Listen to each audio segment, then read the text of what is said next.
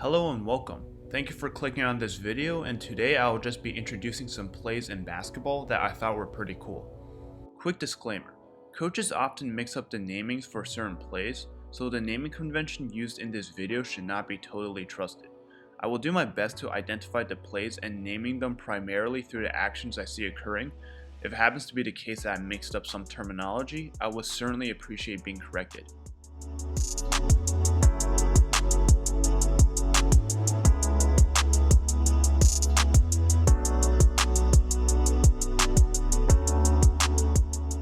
Starting off with some early action, one of the Celtics' primary action is a double drag to get either Tatum or Kemba a pull-up three.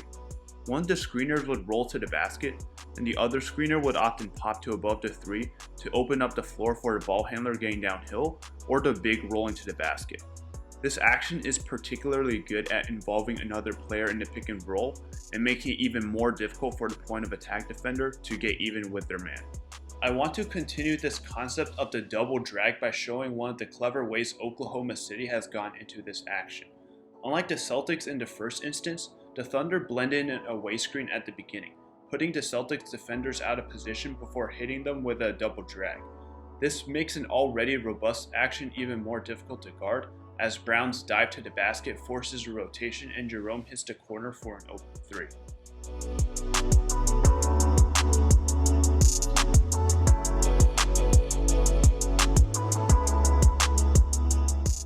This play starts in delay, with Oubre throwing the ball back to Green before getting the back screen, also dubbed RIP, going to the basket. What makes this action deadly is that it leverages Steph Curry's shooting gravity. Curry's defender does not want to leave him, as it could result in a catch-and-shoot three for Curry. Since Conley won't switch on this action, Oubre runs free. It also helps having one of the best passers in the NBA throwing this pass.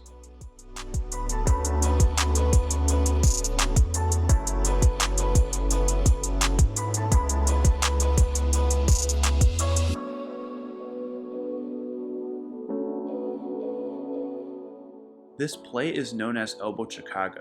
The ball is entered to Pirtle at the elbow. Pin downs are then set at each side. Pirtle has his choices, choosing to reject a strong side action to perform a pin down into handoff with DeRozan. This is usually known as Chicago action, and it is highly effective at getting ball handlers into the middle of the floor or shooters open. This play is also deadly because it forces opposing bigs to play even higher up on the floor, as the double screen can rub defenders off shooters. In this case, the initial action fizzles out and the center chases into pick and roll, which results in shake action or single side tag on the weak side. The Sixers run an interesting variation on this original play. They instead go into Mike D'Antoni's 21 series, getting Simmons an inverted pick and roll with Danny Green and Howard chasing. This initial action doesn't get anything, and the Sixers get into elbow Chicago. Howard skips it and gets an open three from Curry. The 21 series is usually a guard screening at the sideline with a big chasing, who could set a flare screen for the shooter and or chase into the ball screen. Teams are very creative getting into this and often mix in handoffs or high-low actions to cause even more havoc.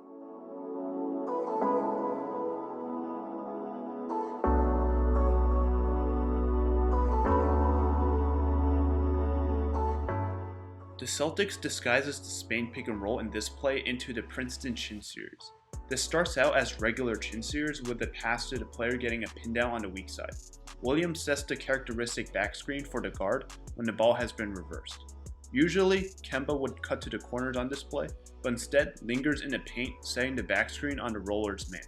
This play is particularly nasty, as it creates three simultaneous scoring actions, as Tatum can choose to attack downhill, pass to the roll man if the big doesn't recover, or hit Kemba on top for a three. This play centers around creating confusion for the dropping big, not expecting a back screen in the middle of the floor. If they come over to commit to the diving big, they risk giving up the three. In this instance, the threat of a Robert Williams lob pulls Giannis near enough to the lane for a smart catch and shoot three.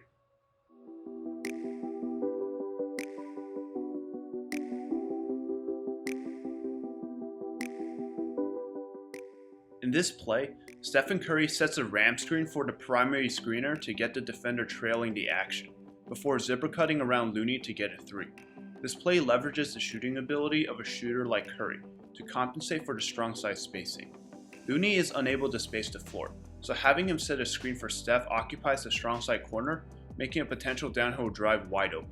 In a regular spread pick and roll, the defending team often sends help from the side with two defenders and perform an X out on the kick out. This play prevents that, tying up the strong side with a pin down, creating even more spacing and also compensating for a lack of shooting.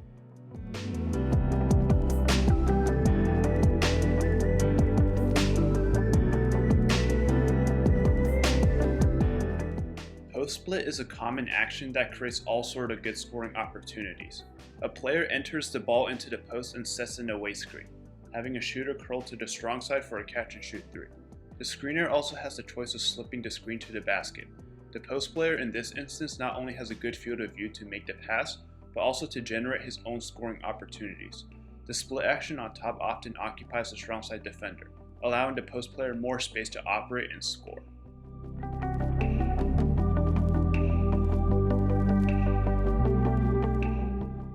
We don't get to see the beginning of this baseline out of bounds play, but LaVine enters the ball to Satoransky on top. We then get regular flex action with Markkanen able to take the slice screen from LaVine for a post touch, or a pin down from Vucevic for a catch and shoot three. However, the Bulls throw a wrinkle in this play by using LaVine as the primary scorer. The baseline slice screen causes White to shade near the basket, putting him a step behind the play when LaVine uses the pin down instead, getting a catch and shoot. This wrinkle uses the element of surprise, utilizing the screeners as a primary weapon.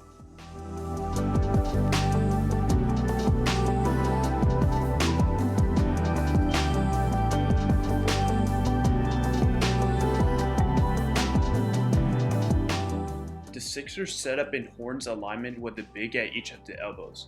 Curry intends to do an Iverson cut across the top with two screens going across the court. However, he is top locked. He rejects the screens and gets to the empty side. Howard then chases into an empty side pick and roll with Curry for damage. This is a great play to get high post touches for a score, which then flows into an empty side pick and roll where the roll man has an empty side to attack the basket.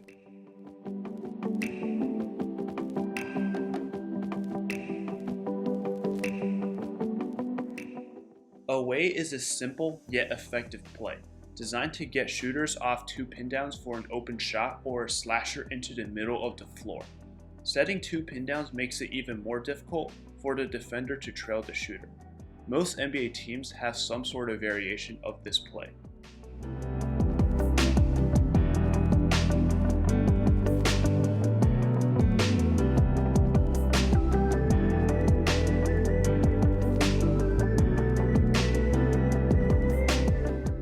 The Jazz begin this play in Horns, lining up two players on each elbow. Favors sets a ghost screen, slipping the screen to the top of the three.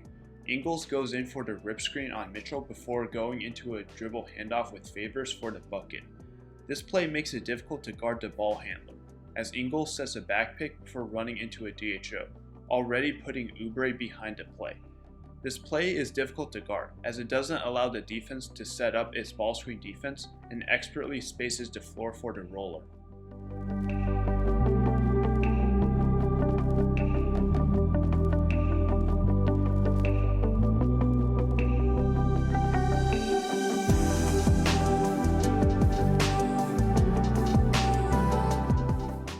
The Bulls use wheel action, commonly used by Virginia and San Diego State.